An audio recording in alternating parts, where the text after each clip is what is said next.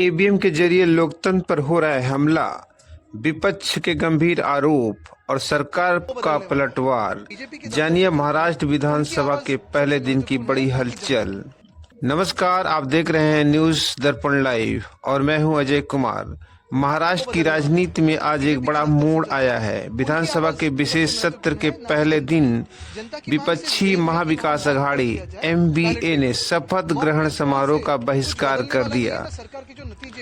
इसे लेकर ईवीएम पर बड़े आरोप लगाए गए हैं। आइए इस पूरे घटनाक्रम पर एक नजर डालते हैं। शिवसेना यूबीटी नेता आदित्य ठाकरे ने ईवीएम के दुरुपयोग का आरोप लगाया और कहा कि इससे लोकतंत्र की हत्या हो रही है। उनका कहना है कि अगर यह जनता का जनादेश होता तो लोग जश्न मनाते, लेकिन ऐसा नहीं हुआ।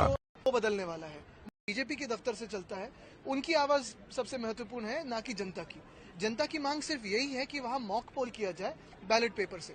मॉक पोल से कुछ बदलने वाला नहीं है। ना सरकार के जो नतीजे या ईवीएम ने दिया हुआ मैंडेट है वो बदलने वाला है, ना सीईसी ने दिया हुआ मैंडेट बदलने वाला है। लेकिन ये तो पता चलेगा कि सत्य क्या है। ये देश सत्यमेव जयते पे चलता है, सत्तामेव जयते पे नहीं। सत्तामेव जयते पे चीफ इलेक्शन कमिश्नर चल रहे हैं। आज आप लोगों ने शपथ ली है सदस्यता की, तो क्या डिसाइड हुआ? क्योंकि कल आप नहीं, कल हमने कहा था कि कल हम शपथ नहीं लेंगे। एक दिन के लिए हमने जो आंदोलन करना था वो तो किया है, लेकिन आमदार बन के, विधायक बन के आगे का जो काम होता है वो हाउस के अंदर और हाउस के बाहर, भीतर और बाहर, ये दोनों हम करेंगे। एक ही बात है इसमें कि हमारा आंदोलन तो जारी रहेगा, क्योंकि ये आंदोलन ये कोई एक दो दिन का नहीं है। ये एक लंबा चलने वाला आंदोलन है, क्योंकि ये सारी जनता जो है, देश की जनता आज पूछ रही है कि अगर कोई भी जीत रहा हो या हार रहा हो उसमें सत्य क्या है। और हम तो जीते हुए उम्मीदवार हैं, हम तो विधायक बन चुके हैं, तो भी हम पूछ रहे हैं कि हमें बैलेट पेपर पे वोटिंग क्यों नहीं अधिकार मिल रहा है। वीवीपैट का जो हमारे जो कई उम्मीदवारों ने मांगा था रिकाउंट, वो क्यों नहीं दिया गया। तो ये बातें तो लोगों की नजर में है। और कल भी आपने देखा होगा, कल जितना महत्व आपने भी दिया है हमें, क्योंकि हमारी जो आंदोलन की भूमिका थी। उन्होंने इसे चुनाव आयोग और ईवीएम का जनादेश बताया, न कि जनता का। इसी विरोध के चलते एमवीए के विधायकों ने पहले दिन शपथ न लेने का फैसला किया। उधर उप मुख्यमंत्री अजित पवार ने इन आरोपों को खारिज करते हुए कहा कि अगर विपक्ष को कोई समस्या है तो उन्हें चुनाव आयोग या अदालत का रुख करना चाहिए। उनका कहना है कि बिना सबूत के ऐसे आरोप लगाना ठीक नहीं है। अभी आज जो अपोजिशन वालों ने वॉकआउट किया है, उनका कहना है कि ईवीएम के बारे में किया है, हमें पता नहीं। लेकिन आप जैसे मीडिया के लोग ही बोलते हैं कि कोई ईवीएम के बारे में हुआ है, कोई बोलता है और किसी कारण हुआ है।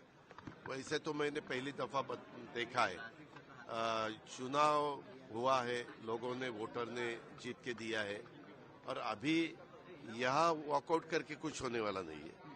अगर उनको कुछ करना है तो इलेक्शन कमीशन के सामने जाना चाहिए। इलेक्शन कमीशन के तरफ से उनको अगर ऐसा लगा कि हमें न्याय नहीं मिल रहा है तो उन्होंने कोर्ट की स्टेप वहाँ जाना चाहिए। ऐसा उनका काम है नहीं, ऐसा उन्होंने काम करना चाहिए। लेकिन वहाँ सीनियर कोई भी नहीं थे अंदर। मैंने जब वो बाहर जाते थे तब मैंने पूछा कि क्यों जा रहे, लेकिन सीनियर कोई नहीं था, इसीलिए किसी ने बताया नहीं कि क्या कारण है। खाली उन्होंने बताया कि हमें बताया गया है कि अभी वॉकआउट करना है, इसीलिए हम बाहर जा रहे हैं। आपकी जो प्रॉपर्टी अटैच थी इनकम टैक्स में, जो अपोजिशन के लीडर हैं वो उसके ऊपर सवाल उठा रहे हैं, वो रिलीज कर दी गई है इनकम टैक्स की तरफ से। आपने शपथ लिया, उसके बाद रिलीज कर दी गई, ऐसा विरोधकों को? उसके बारे में नो कमेंट्स। दादा, नो कमेंट्स, मेरा अधिकार है ना।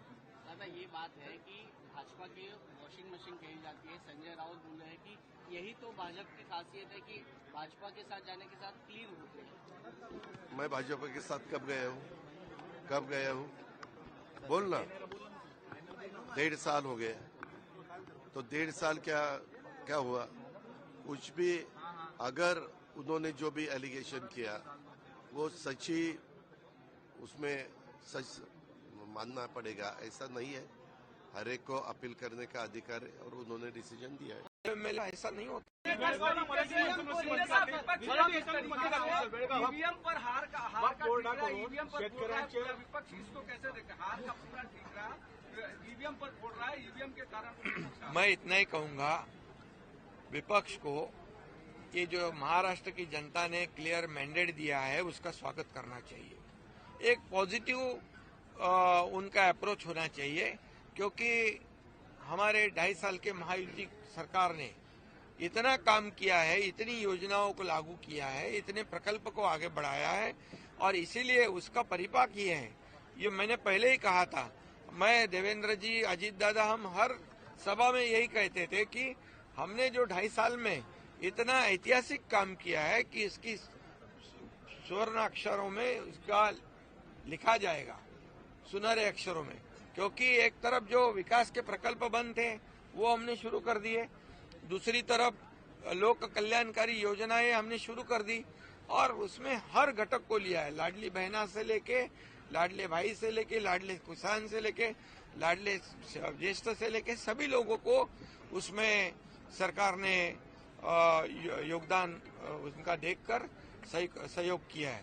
और इसीलिए मैं ये इतना ही कहूंगा कि उनका जो अभी झारखंड में चुनाव हुआ, प्रियंका गांधी जी का चुनाव हुआ, कई लोगों का चुनाव हुआ, ये इधर का नांदेड़ बाई इलेक्शन का चुनाव हो गया, उसमें भी कांग्रेस की जीत हुई है।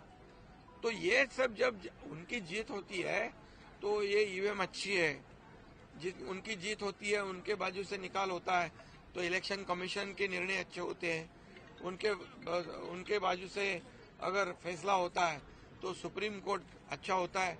अगर सही फैसला सुनाने के बाद तुरंत वो एजेंसी, वो यंत्रणा गलत हो जाती है, गलत उसको साबित किया जाता है। ये पिछले कई सालों से शुरू है, इसको भी बंद करना चाहिए रोना धोना। ये जो आज मैं कहूंगा कि लोकसभा में हमें महायुति के 2,48,12,000 वोट मिले और 43.55% वोट मिले और महाविकास आघाड़ी को 50 लाख मिले, 43.71 मीन्स पॉइंट का फर्क है, कुछ पॉइंट का फर्क है। लेकिन हमें जगह मिली 17 और उनको मिली 31, तब हम क्या कहेंगे? तभी ईवीएम का घोटाला नहीं कहा उन्होंने। अभी हमारे को 77,000 मिले लोकसभा में शिवसेना को और एनसीपी को 58 लाख मिले सिर्फ, लेकिन उनके 8 सीट आ गए, हमारी 7 सीटें आई। तभी क्या ईवीएम का घोटाला हो? तभी बोले नहीं कुछ। इसका मतलब क्या है? यहाँ पर अभी भी मैं कहूंगा कि महायुति को 49.30% वोट मिला है अभी विधानसभा में और इनको महाविकास आघाड़ी को, मतलब महायुति को 3,18,00,000, महाविकास आघाड़ी को 2,35,00,000। तो वोट कितने, 1 करोड़ का फर्क है। और ये ऐसा कोई भी नहीं कह सकता है, क्योंकि हर चुनाव क्षेत्र में हर कैंडिडेट को मार्जिन जो है कम ज्यादा मिलता है, तो इसको सभी एक ही तराजू में तौल नहीं सकते हम। इसलिए मैं यही कहूंगा कि अभी उन्होंने ये ईवीएम वाला जो मामला है, अभी बोले शिवसेना को इतने कम सीटें मिली 16 और हमें मिली 57। तो शिवसेना ने, कांग्रेस ने तो 100 के ऊपर लड़ी थी, हम तो 80 लड़े थे। तो ये भी बात है। तो इसका विश्लेषण करते समय लोगों ने सही विश्लेषण करना चाहिए, क्योंकि ये सिर्फ अभी नासिक में मालेगांव में 1,98,869 चुनाव वोट मिले लोकसभा में और अभी विधानसभा में 7,527। उधर बीजेपी का कैंडिडेट नहीं। फिर ये क्या, किसने हैक कर दी मशीन? ये सब चुनाव हारने के बाद ये ऐसे बात करना उचित नहीं है। इससे लोगों के दिशाभूल करने का काम जो है वो कर रहे हैं। अभी वो कोई किधर, किसी को लगता है बैलेट में चुनाव ले लो, किसी को लगता है ईवीएम में ले लो, ऐसा नहीं होता है ना। ये संविधान की बात है। ये कभी जो काम निर्णय है वो नियम के अनुसार होते हैं। और इसलिए मैं इतना ही कहूंगा कि ये चुनाव हमने महायुति सरकार ने जीता है, ये काम के बलबूते पे जीता है और लोगों ने जो मैंडेट दिया है, ये मैंडेट को वो विपक्ष ने स्वागत करना चाहिए और साथ देना चाहिए इस राज्य के विकास के लिए। अभी उन्होंने कल शपथ नहीं ली थी, बोले ईवीएम का घोटाला है, तो अभी आज शपथ ले ली, तो क्या ईवीएम का घोटाला के आक्षेप खत्म हो गया? इस बीच मुख्यमंत्री देवेंद्र फडणवीस, उप मुख्यमंत्री एकनाथ शिंदे और अजित पवार ने महाराष्ट्र विधानसभा के सदस्य के रूप में शपथ ली। शपथ से पहले उन्होंने छत्रपति शिवाजी महाराज को श्रद्धांजलि अर्पित की। इस घटनाक्रम ने महाराष्ट्र की राजनीति में हलचल मचा दी है।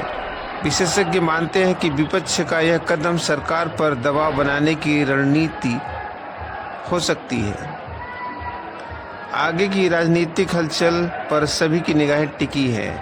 तो यह थी महाराष्ट्र विधानसभा के पहले दिन की बड़ी खबर। देखना होगा कि इस राजनीतिक गतिरोध का क्या नतीजा निकलता है। न्यूज दर्पण लाइव के साथ ताजा गंगाधरराव फडणवीस ईश्वर